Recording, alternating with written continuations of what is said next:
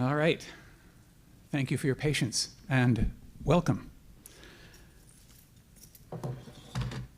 I've been capably introduced already, so I won't go over those bits. Let me save a few of you a little time. If you're the kind of person who might be tempted to take notes, let me just say at the beginning, the slides are already up online. You can download them. All the supplementary materials I'm going to mention, all the resources I have links to are online. You can find them. They're in GitHub, but the easiest way to get there is through my website. Go to the website, click on the Talks link, and you can find all the links you might want. Hope that'll save someone some time. So about this talk, when I saw the topic was secure by design, what that means for me, since I work with organizations setting up and creating their information security program, is what would you put in an organization to make it secure by design from the beginning? That was the question I proposed to answer with this talk. And the best place to think about that is a small company for me, I think, because that's the point where they don't have security yet, where they're hitting it for the first time. And the question is, what can they reasonably do to be secure? So just to set the scene, here are a couple of pieces of data. First of all, small businesses are absolutely subject to cyber attacks. Microsoft says recently, this is from a small business specific study, that 1 in 3 small companies has had a cybersecurity attack. Some of them may think they're too small to be attacked. It's not true. These are examples of things that have happened, really real-life instances at small companies. They have to do with just what you'd expect. They're ransomware, there's social engineering, they're phishing, there's unpatched vulnerabilities exploited, stolen laptops. Those are all things that can affect small businesses in significant ways and at significant cost. This same Microsoft study, again, focused on small businesses, lists all the different separate components of the average and maximum costs of a breach at a small company. And if you add up all the costs in the average column, it's about $250,000 is the average cost of an incident, which is particularly disturbing if you put that together with this other study, this other survey that says about half of small businesses surveyed said a $50,000 event would put them out of business. The point being that security is potentially an existential problem for small businesses, whether they feel they have the resources to address it or not. What guidance do SMBs get, that's small and medium businesses? And the standard answer for anyone in the company, in business, not just small companies, is you get a certification, and that's how everybody knows you're secure.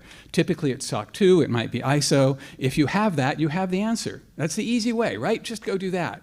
But for a small company, that is, even for a big company, that is a large lift, and it is the wrong first step for a small company. And even if it were the right step, they wouldn't be able to take it right away. It's just too resource intensive. Takes a long time. They need a smaller answer. So fortunately, a lot of people have tried to give an answer. And this is the beginning of a solution. This is not a scientific survey. I Googled for guidance for small businesses until I'd found enough, and then I stopped. There may be others, there may be better ones, but some of these are quite authoritative. They're from around the world. And each of them is some kind of framework or guidance specifically trying to give advice to small businesses. How can they get started without doing a heavyweight lift of the sort we just looked at? And that's what we're going to take a crack at today. Again, not quite thoroughly scientific. The columns here are those same 9 sources of guidance for small businesses, and the rows are control areas. I've normalized the control names and then gone through, not quite scientifically in a somewhat fuzzy way, and tried to indicate which control areas are recommended by which guidelines, and those are the green squares. Yellow is they mention it but don't really fully dive into it. There's only one red, one standard that didn't touch one of these controls at all. And so what interests me in this, what's the hopeful sign is that even though these come from different companies, different countries, are addressing slightly different problems in different ways, there's a great deal of overlap. This is not a hard problem. We can reduce what small businesses need to accomplish to a small set of stuff. I mean, that isn't everything. We'll talk more about why it isn't everything. But it's a pretty clear first step, unanimous guidance on what things small businesses need to do. But the challenge isn't just to come up with minimal guidance. It's also to make the results be something manageable and digestible by a small business. And so part of my effort here isn't going to be just to list some common useful things, because actually that work's kind of been done in the way I just showed you, but to try and describe it in a manner that would be approachable to a business owner, a business leader. And also, I set myself the goal of setting not just a set of baseline controls they should implement, but the minimum thing that would constitute a security program. That is something where they're in control and they're managing it. It isn't just a checklist of things they did and now they're done, but an ongoing program is one of my goals in this minimum viable program. And as you can see from this chart, I'm not making it up. The answer doesn't really come from me. I've done a survey, and so I'm going to give you the results of that survey. But I want to acknowledge the big lift that those results did for us. There is a world of risk out there that affects any business, a large set, and implicitly those guidelines have done a risk analysis for us and said, if you're a small business, this narrower set of things at the top are the things that matter the most to you. If you're doing an MBA textbook exercise in setting up an information security program, you begin with a business impact analysis and a comprehensive risk assessment. And in effect, that's what those small business guidelines have done for small businesses. They've said, if you are close to a generic small business, these are the prioritized list. We've done all that work for you. This is where you start. But I wanted to acknowledge that because there's a lot left out. That's part of what's meant by minimal. This is going to be a first step. And it isn't just whole control areas that are left out. It's a maturity question as well. So this is kind of a crawl, walk, run slide trying to acknowledge that in any control area, such as data backup or patch management, there's an easy way to do it and a scale of increasingly robust, more mature practices that lock it down more. And for the minimum viable program, we're aiming for the first level. That's it. We want to have something in place that could address the risk. So with all those qualifications, what we're going to end up with is a kind of security starter kit whose goals are to substantially reduce risk, something digestible by a small organization, and that can be the foundation for growth. That's basically what we want to offer. All right, defining a minimum viable security program. It's simple. I'm going to try to make it sound simple. There are 8 basic areas of concern in the right-hand column, and I've grouped them into 3 sections. The first one is setting a foundation, which is basically just determining what you have. The second section of safeguards is putting locks on the things you know you have and need to protect. And the final section is operations, which is how you keep things from going wrong. And this is the outline for the talk. I'm going to go through those areas, in some quite quickly and some in more depth. Here is another version of the same thing. This is just a little more detail. This is the complete program. These are the areas of concern. I'm trying to make it look digestible. I know that some of these are easier than others, and there are lots of nuances in there. I'll address some of that as we go. But at core, it's a fairly simple thing to convey. So here's the first section, the foundation, the what have we got section. And the 2 things you need to do are create inventories of your assets. I say you, I'm pretending you're small business leaders. Create inventories of your assets and a data classification scheme. How hard is that? It's easy. You're a small company. You don't have as many assets as big companies do. And actually, this is one of the reasons I put this in. Not all the guidelines I said made this one of the primary things. It's a very hard thing to do when you're bigger. When you have different teams and each of your 10 developers has created 5 repos on GitHub or in Microsoft Vault and you don't know which ones are deploying, when every manager is keeping their version of somebody's contract in a different file share, it's hard to do your assets then. So this is one of the foundational practices I'm recommending. It doesn't in itself reduce risk. It's a foundational step for what immediately follows. And when you're small, this should be an easy lift, and you don't need a more complicated inventory than this. The key thing on this list is the 3rd column, which says data sensitivity. Where do those values come from? They come from the 2nd item, which is your data classification scheme. And you can use this one, you, a small company. There's no magic answer. There's no single right answer. You can have 10 tiers. You can have 3 tiers. You can name them anything you want. The goal is to have a set of classifications that make sense in your business and that you can apply to any asset you've got. And the value is that each tier implies a certain level of security, a certain kind of behavior, certain kinds of protections that should apply to data of that sort. So when I go back to the list, this is a slide before, and I see that there's a laptop that has confidential, it is labeled confidential, I know that laptop needs to be treated differently than the others. And having all that information in a list here, all your assets together, helps you focus, see the full profile of what what people might be after from you, what you need to protect. Make sure you don't leave anything out. The next two slides, and I'll just go back and forth a little bit to show it's not a big deal, are the safeguards, the locks. And they're in three basic categories, and I'm not going to explain how to configure SSO in your particular system here, but just the main idea for identity and access. The main point is to have centralized identity control. If it's an Active Directory, if it's in Google Workspace, whatever that is, it doesn't matter. You just have to have one place where your employees have credentials. Anyone who's going to get at your system authenticates that way, and you configure single sign-on to all the other related systems. That way there's one place where you can enforce MFA. There's one place where you can turn off access when someone leaves, and you don't have dangling open systems where you forgot to remove somebody's password. That is one of the first things that is unanimous in all the guidelines. That's a key point. And I know most of you already know that. But the next point is user devices, and we all are familiar with a number of things that need to be done on user devices. I don't need to list them. But that, of course, you'd tell a business leader, is one of the primary vectors for an incoming attack, is to compromise somebody's laptop through phishing, through social engineering, through brute forcing the password, whatever it is. So you've got to protect that. Now, the best way to do it, one of the things even small companies aspire to do, is technically, with technical controls that enforce these things should be true of laptops. That means a mobile device management software or something like it. Most small businesses haven't afforded that yet, may not have someone on staff capable of running it. They haven't hired Joshua yet, who is capable of making you have total cybersecurity for nearly $0, which he did a very capable job of in an earlier talk. And in fact, if you saw that talk, there he is. You may not need this talk. You just hire him. He's got you covered. There's Joshua. I want to raise your hand if you want to talk to him. There was some overlap in the spirit of our talks. Yeah. Right, the endpoints. I was saying you may not have mobile device management. If you don't, at least make a checklist of the things that should be true on your laptops. It's configured with encryption for the media. It's got antivirus installed. You don't have admin permissions. Be sure any device that's connecting to our systems is configured this way. In a small company, an administrative control like that might work and is certainly better than nothing. Give them a checklist, help them do it, check that they did it right, and that's a good step forward.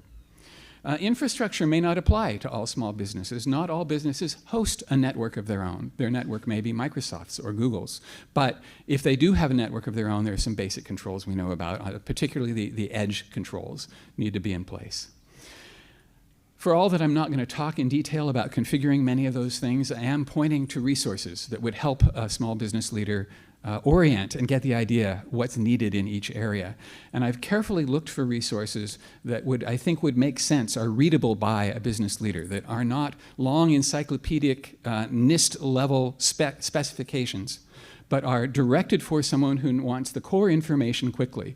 And CISA has a lot of that. I've been particularly pleased to see the UK National Cybersecurity Center has like a small wiki aimed at exactly that audience, and I have links to those things here. Great, we have now gone through the foundations and the safeguards already. That's like 2/3 of the program. And what's left are the operations stuff, which is in some sense where my heart really is, and we'll slow down a little bit for some of that. The first set of operations requirements have to do with resilience and supply chain. And so that's simple things like backing up critical data, configuring system event logs, making sure you train staff. And then the ones I've highlighted in the middle are the ones I'm going to talk about a little more. Let me just say I have some resources, though, on these. The training links at the bottom are links to free online security awareness trainings that you don't even need accounts for them, I think, maybe one of them. You can send all your employees there, pay nothing, and they get a decent introduction to basic security awareness, like phishing and social engineering. And that's one of the requirements for the program, is being sure everybody has some awareness. The middle two, vendor assessment, I'm going to say more about, but those two links are to questionnaires that you can use to send to vendors, and I'll contrast them in a minute. Let's look at the business continuity, disaster recovery, resilience kind of plan. I'm stopping here because this is not a matter of simple technology vendor-specific configuration. It's a harder, softer problem, and it's one that small companies have difficulty with. I show them this outline for what a decent, small-sized BCDR process or policy might look like, plan. Actually, this is meant to be the plan. And they look at it and say, great, yeah, thank you, that's it. We'll follow those steps. Whatever the disaster is, we'll follow those steps. We're done, right? And I need to indicate to them that it actually needs a little company-specific information about particular kinds of disasters. Yes, the person who had a talk about that is nodding with me here. And so I have written a sample policy, a sample plan, sorry. I know you can't read it, it's just to show you it's only 6 pages. The last 2 are just appendices. It's not complicated, but you can download that. It's on my site. And it answers questions like these. Or proposes answers for a fictional company. You'd have to adapt it for your own company. But the idea is there are scary things that can happen in a really bad disaster. And you don't want the moment of the disaster, the moment you see the ransomware note, the moment your email goes down, to be the moment where you say, great, now what's our backup system? You don't want that to be the moment where you say, gee, Alice usually does our backups, but she's not here today. Does anyone else know how? Those are kinds of questions you need to ask in advance. And that's what I mean. That's the part I have trouble helping small business leaders understand. It doesn't take a lot. If you're a small business, you don't have complicated systems. But there are a few questions you should consider in advance. And the incident response plan is a very similar problem. There's a standard kind of outline. I've taken those steps from NIST guidance. That's not hard to come up with. But filling in the details is hard for people. So I have a sample policy for the same fictional company. And by the way, side note, there are, of course, better, more robust policies you can download without going to mine from places like SANS. They're great, but they're for enterprises, and they're written for auditors. They're not suitable for a minimum viable small business program. They begin with paragraphs about scope and purpose and roles and definitions and RACI charts and document change history, and none of that belongs in a minimum viable program. So that's why I went through the trouble of making a couple of small policies that I think are better examples for small businesses. These are the kinds of questions that an incident response plan needs to flesh out, where it isn't enough just to say we'll follow standard steps, but to have a few things worked out in advance. Like, if the media calls because there's somebody has announced that you've been breached, who is allowed to talk? We've suddenly got 5 customers calling. Shall I just tell them what I know? Or does somebody here want to take responsibility for that? Those are the kinds of questions you need to put in your incident response plan. Next is my advice on vendor assessment. This is another hard thing for small businesses because they haven't done it before. They get the CAKE, which is CIAQ, which is one of the free standard questionnaires, one of the 2 that I gave a link to early on. I link to it not because I recommend it, but because it's very standard. It's perfectly fine, but it's 125 fairly technical questions. And the problem with it is that there are 125 fairly technical questions. And a small business leader, I mean, does anybody here love reading those? Nobody does, and a small business is not going to. I put it there because it's a standard answer, but not actually the one I recommend. I'm happy to say that CISA, are you here, CISA? Yes. Thank you, CISA. We actually pronounce it CISA. CISA, thank you. I've been corrected. CISA, which I now know how to pronounce, has provided us a better answer. And if you go to the page, the URL I've put up there, and you find the supply chain risk management template from CISA, and you find the spreadsheet and you download it, you'll get a better answer. It's a little bit complicated because they actually have 4 question sets, and it takes you a minute to wade through and figure out why. And they're for different situations, and I'll give you a shortcut. If you are the small business I'm imagining, the particular set of questions you want are the ones for an acquirer talking to a cloud-hosted solution. That's most of the time when you are buying a SaaS-based service, an HR system, a CRM system, a project management system. Those are the right questions for you. And it's like 35 very sensible questions aimed at turning up only the big red flags. It's the right answer for small businesses. Go there. However, neither that nor most of the other similar, I know you can't read that, don't worry. It's there to show you that it's simple, and you can download it. I'll tell you what it is. These questionnaires in general have not yet caught up with AI. There are absolutely some that include AI questions, but they are aimed at evaluating companies with their own models who are training them to do big things. They are not aimed at helping small businesses assess the risk related to AI in their SaaS vendors who are not selling primarily AI tools. Salesforce, for example, now uses Gen AI for some of its features. And when you bought Salesforce some years ago, maybe, it didn't do that. So there's a drift in here, and your exposure to AI may come in without your being aware of it, and it might conceivably affect you. So here is a small set of questions I wrote because after a lot of looking, I couldn't find them that are targeted at this specific small business risk. And you can download them and use this as an addendum to any other questionnaire you may already have. You're welcome. Finally, the last section of the minimum viable security program is governance. And I have two steps that I recommend at this point. One is to write down the commitments you've already made, and the other is to start tracking risks. And I'll say a little more about both of those. In the way of writing down, here's an outline for something you might write down if you happen to be following this minimum viable security program. And I have written a sample working agreement. I know it looks a lot like a security policy. It's not. I'm not calling it that. It is a working agreement. Here is the beginning of it, the first few paragraphs. I'm borrowing the term working agreement from Agile, where working agreement means it's a document written by a team for a team.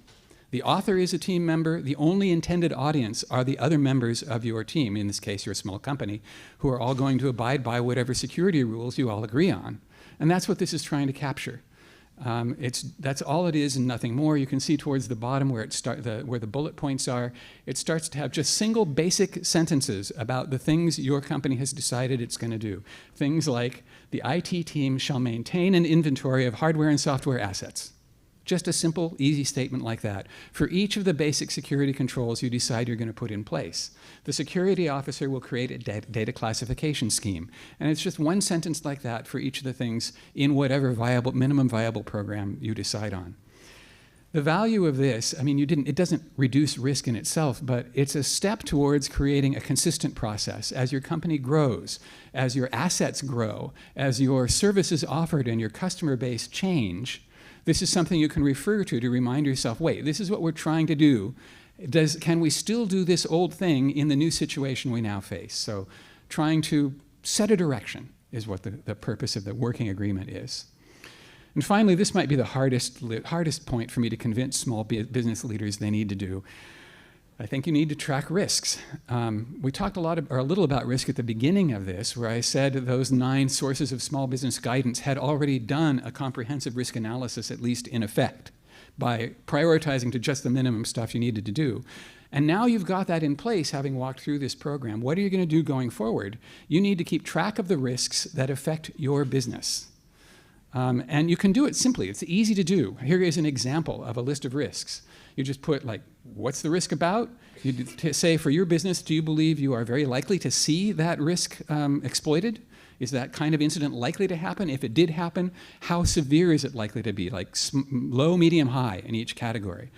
This is a good start. There are better, more robust kinds of ways of tracking risk, but this is a perfect start. This is very close to what most businesses I've worked with actually do.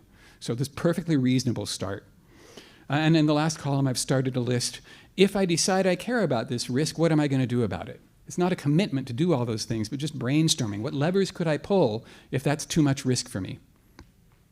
And you do need to write it down, because if you're doing a good job at all, it quickly turns into a long list. So long that creating it is daunting, and so that alone would stop a small business leader. So I've written one for you. You can download this one. It's got 30 or 40 risks in it that I think are likely to be relevant to most small businesses. When you download it, the first thing you should do is delete the ones that don't affect you and add the ones that I didn't know about that are specific to your business. Then adjust the priorities, and you can sort on the numbered column. It automatically calculates a number based on your medium and high values, and you get all the highest risks at the top. This is the main single primary thing, I think, that turns this from a list of basic baseline controls into a managed program. This is the key thing. This is how you steer. This is the rudder on the boat. This is the core function of security governance. That's why you need it. This is where you have a broad view of all the things that could go wrong and make your intelligent business decisions of what resources you are going to deploy to be sure that you mitigate the risk of the most important ones. It's how you structure conversations with executive leadership. It's input into your budget decisions. It's how you know what to do next. And so I firmly believe this is an important part if we're going to make this a program and not just a baseline. I put a couple of resources for risk assessment if you decide this interests you. The first one is a link to a video, a talk from B-Sides Las Vegas a few years ago called Minimum Viable Risk Management Program. And yes, I copied the name from Rachel's talk. And then if you hear her talk, you'll know what the other two links are there for. Okay, that is it. You've now seen the Minimum Viable Security Program and my pitch for it, my attempt to make it sound like something that a small business leader could digest, certainly more easily than a full-on audit. What have we accomplished by getting this far? Your critical assets are inventoried and protected and backed up. Your access is managed centrally. You have strong password policies and MFA. Your devices are secured and they're kept up to date. Your vendors are reviewed for reliability. You want reliable partners. You have plans for what to do so you'll act efficiently and correctly if things go wrong. You review your risks regularly so that you're improving as time goes by. And you are ready to meet higher assurance standards when your company grows. That's what I've got. And I would be happy to take questions, or you can reach me here later. Thank you very much.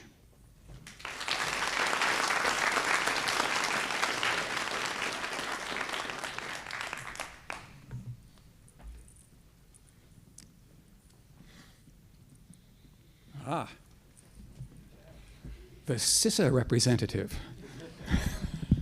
Who's not really here. So, it's not opening right now, as I almost dropped my iPad. Cat-like reflexes, watch out. We don't have an approved vendor list.